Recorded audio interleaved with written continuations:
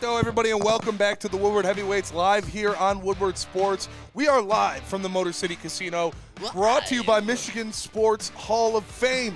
Shout out to them. They are having their induction class here tonight, the Michigan Sports Hall of Fame class of 2024. Soundboard Motor City, come by. Yeah, Soundboard Motor City, come on by. Great class this year. We talked about our friend, our colleague, our boy Braylon Edwards. This guy walks. Yeah, these guys told me.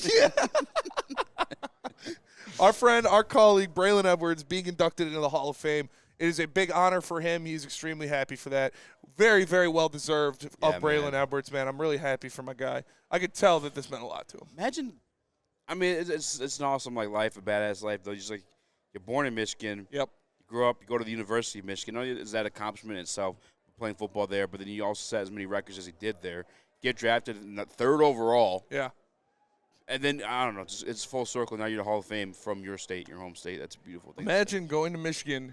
The only reason you went to Michigan was because your dad went to Michigan. Yeah. You know, shout out to Stan. Shout out. Stan Edwards, Shout man. out Papa Stan. Going to Michigan because your dad went there and surpassing his lore. LeBron James Jr. can't say the same. Can't say it. But shout out to Braylon. Like I said, well deserved of him to be inducted in the Michigan Sports Hall of Fame. We talked about the Detroit Lions and their tandem of running backs and safeties. You had a topic that went through your mind. Did you already forget it? Or? No. Okay. It's just the importance of those two guys, Brian Branch and Kirby Joseph, in this upcoming game, Spinny, because I don't know if you've been paying attention. Last night on the injury report, I thought it was a concussion holding our guy out. Carlton Davis dealing with a quad injury. Yes. And once again today, did not participate in practice. We're playing against Justin Jefferson. Yep. Yeah, you're then calling on two rookie corners. Yes. And/or Kendall Vildor and/or Dorsey. I mean, what is your solution to that problem? That is a problem. Honestly. And you're missing, you already know, 97 as well. I hate bringing it up, but he's gone as well. I see these contemplations of him on Twitter and stuff, and it makes you sad as hell. It makes me depressed, yes, man. It does. I feel so bad for the guy. He worked so hard to improve. He was going to win Defensive Player of the Year. There was one funny one. See the stanky leg one? Yeah. He's like doing this, he's crying, but he's still doing the stanky leg. Yeah. But, oh, man, I feel so bad for him. He worked his ass off. He really did. But that's an issue, man, because not only is this Vikings team kind of vaunted and been very good defensively, I think we can attack them there. And we'll get into that in the matchup segment. But, this offense of them has been a thorn in our side with Nick Mullins at quarterback. Now you got Sam Darnold, who's a little bit more credentialed. I think he has a little bit better of an arm. Obviously, they're 5-0, so they've been putting in work. What's the solution to this? For me, personally, you know who I am. I ride for my dogs. If I see somebody I like, I throw them in the fire, and I'm ready to go with them. Who? If Carlton Davis can't go in this game, first of all, I hope he can. Yeah. If he can't, I'm putting Ennis Rakeshaw out there, and I'm saying follow around Justin Jefferson. Damn, over Terrion? I'm putting Ennis Rakeshaw out because he's longer, he's more physical. I think Terrion's a little bigger, isn't he? I don't think so. I think Ennis Rakeshaw is a little longer, arm-wise. Maybe. I'm putting Rakeshaw out there. I'm saying follow around Justin Jefferson. Okay. And I'm putting Kirby Joseph over top. Yes. I'm bracketing him. Like, you did it once with Okuda. Yeah. Who was that? Deshaun Elliott? That I think is both of It them. was either Elliott or Kirby or whoever it was. But you did it with situation. Okuda where you bracketed Justin Jefferson. Yeah. I would do that same thing because I have more confidence in Terrion Arnold on the other side to be in man, to be in one-on-one, to be in, all right, you don't got the safety help. You got to stop Addison or whoever it is he's lined up on. But I would put Rakeshaw and Kirby Joseph or Brian Branch on Justin Jefferson. Just bracket him, get him out. You did it with CeeDee Lamb to a little bit. Yeah, they didn't even bracket him, though. Yeah, they kind of just locked him down. Carlton Davis. Carlton Davis is not, and he was supposed to be that. Yeah. There was a sit-down interview with Jamar Chase, and I think we talked about this when we signed him, but they're asking him. All these receivers get asked these questions when they go on these podcasts, these one-offs. Top 5 cornerback. Who's the toughest cornerback? That was one of the guys that Jamar Chase gave was Carlton Davis. He plays well against those bigger body receivers. Obviously, what happened to CeeDee Lamb happened last week, but we're in a predicament spinning where it might be a rookie. But I already saw Colton Pounce put it out there. I don't know if the Detroit Lions want a rookie out there in that against him. They'll probably put Vildor. I think it's Vildor instead of Ennis Rakeshaw. That's what they've seen to do. But does that make or break the game for you? I don't know. No, I mean, we've seen it before where Justin Jefferson sets a single game receiving record Yeah. for the Vikings, and they still lose. And that's a franchise that had Randy Moss, Chris Carter. Yeah. Like we've seen it before. Yeah. So you don't have to do it. There's a lot of different ways you can attack it. But personally, I would do that because it would make Sam Darnold throw to his other options. It would make Sam Darnold have to force the ball into tight areas. And I feel more comfortable with Brian Branch, Amik Robertson, and Terrion Arnold being singled up on different guys on the other side and then committing 2 bodies to lock down Justin Jefferson. It's crazy that it is, and I just shown this guy respect to Keno Vildor. That definitely probably be the name I'd put out there. But because also, Rakestraw, when he's getting reps in camp, when we went there, we watched a few times, it felt like it was more so at the nickel spot than it was on the outside. Although we got to see him everywhere, and we got to see him start there in the preseason. I almost still would rather have Terrion on Justin Jefferson, maybe to see what happens, just because he's thicker. I'd rather have Terrion on the other guy because he's not going to have the safety help. Yeah, because if you got the safety help over top, it's going to help you regardless. I'd put the worst corner on him. Yeah. Because then you can have your better corner one-on-one with whoever else it is. And we saw, like, people in the chat are saying, like, Rake isn't ready for Justin Jefferson. For sure, I'm not putting Rakestraw on an island one-on-one with Justin Jefferson. I'm having a safety over top to help him like they did against Justin Jefferson with Jeff Okudah. We've seen it happen before, and I think Ennis Rakestraw is just as equipped as Jeff Okudah is to do that role. So I'm looking at the injury report.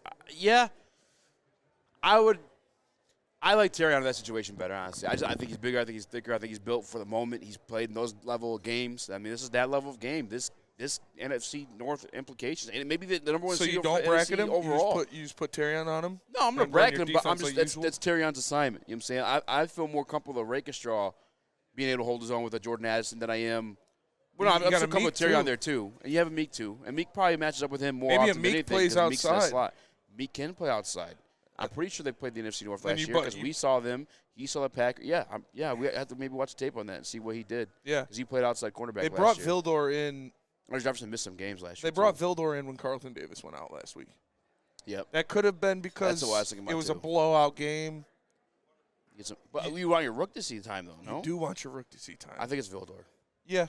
I'm fine with that. And I'm fine with that, too. I got no issue with it. Who's Jalen Naylor? Shout out Speedy Naylor, but that's probably Meek's guy. Yeah. Or unless Addison's in the slot. No, Addison will be in the slot probably. Yeah.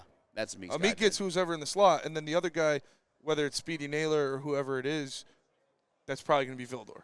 Yeah, Terrion's the guy I'm putting on Justin Jefferson. The other question, too, is, because that's a part of it. Are we going to continue to play man coverage without Aiden Hudson rushing the quarterback? I think they are. Because I wouldn't be surprised. Maybe some Tampa 2 bracketing then? I mean, I don't know. If I have to pick a singular cornerback, though, out of that Aaron Glenn has his work set out for him, that's for sure. He does. And it's tough, too, because there's so many young pieces on this team getting altered, like, mid-season. I mean, it's not even mid-season yet. We're still, I guess you'd say we're a quarter way through. But still, I don't know. You go through that one scheme the entire offseason. 313 Kurt says, Spenny, just stop. That's a failed take. What does that even mean? Which one's a failed take? Bracketing Justin Jefferson, I guess he doesn't agree with that. I don't know what he's talking about, but the bracketing Jefferson doesn't work. Yeah. You got they've done it 17, 13 yards before with Justin or Jeff Okudah. Yeah, if you're bracketing him with Terrion Arnold and Brian Branch or Kirby, whoever it is, you'll be fine. That's just the name I'm choosing to put on him, though. I'm not. Yeah. You're going to – I feel like you have to bracket Justin Jefferson. Yeah. Because even if you put Terrion on him and you just run your regular defense, Terrion's going to get a lot of penalties. He was good against Dallas, but this is Justin Jefferson that he's lining up against. My other question. They're going to be looking at that all day. You know they're going to be throwing at him all day. They're going to be throwing back shoulder, comeback routes, so Justin Jefferson could do his thing, and Terrion might get a little handsy. I would be more comfortable bracketing him with your off corner, whether it be Rakestraw or Vildor or whoever it is, have a safety over top to contain him, and put Terrion one-on-one on the other side with the worst receiver. No, give me Terrion. Even if you're bracketing him, you're still putting Terrion on him? Yes. I don't know, man. I think he's the most physical guy in that locker room right now. What? Other than Carlton Davis, yeah. Oh, absolutely. in the cornerback room. Yeah. Okay, sorry, locker room, in the secondary. Yeah. And then and maybe not even have to bracket him every single time because I still like I still like Kirby and Brian Branch kind of free roam and do what they got to do to make plays on the ball. Yeah, we'll see. We've seen Aaron Glenn do it both ways. Mm-hmm. We've seen him bracket Justin Jefferson, and it worked. We've seen him let Justin Jefferson run rampant. Yeah. And it worked. That's the question, too. Did he let him, or did Justin Or did Justin Jefferson just – well, they weren't bracketing him in that game. Mm-hmm. So if you don't bracket him, that's what's going to happen. Yeah. And 2 big games from last year, but we still won each one of them. Yeah. So I don't know. And we talk about the Calvin Johnson stuff all the time. We lived through Calvin Johnson having 200 yards every other game, and we ended up under 500 or not not one of the better teams. Like, he can have a big game and you still come up on top. You just can't let these other guys win.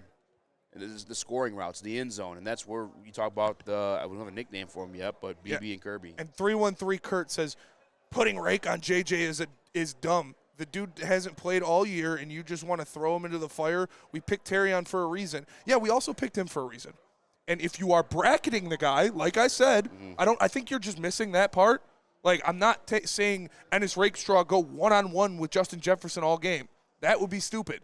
But if you are bracketing him with a safety where he's going to have the safety help over top every single play, yeah, I would put the worst corner on him so you can have your better corner go one-on-one with the receiver on the opposite side, because the guy's already going to have the help.